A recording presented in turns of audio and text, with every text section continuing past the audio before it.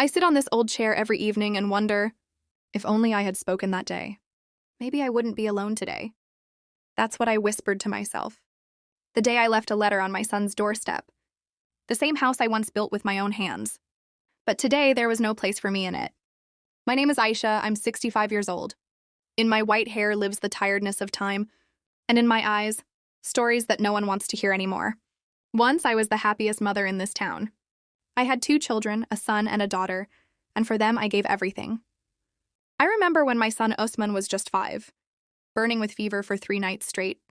I sat beside him, changing wet cloths on his forehead, whispering prayers while my own fever burned inside me. I never thought about myself, because that's what mothers do. They don't count their sacrifices. They just love. When Usman grew up, I arranged his marriage myself. His wife Amina was cheerful and sweet in the beginning. She laughed with me, helped me in the kitchen. I thought maybe she would become the daughter I never had. But I was wrong. It started small. One morning, while I was making breakfast, she said, "Mother, you should rest more. You're getting old now. You don't need to interfere in everything." Her words stung, but I smiled and said softly, "I was only trying to help, dear." She rolled her eyes.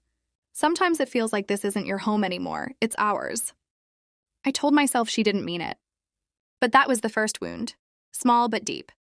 Days turned into months.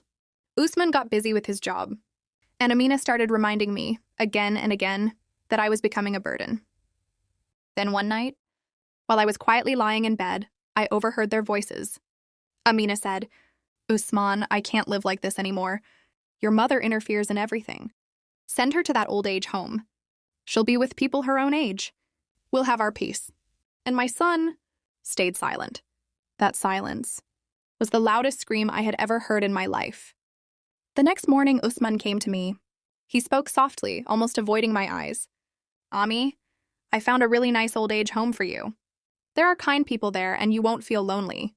I looked at him, my son, the boy whose hand I once held when he learned to walk. And I asked, "Usman, am I no longer a part of this home?"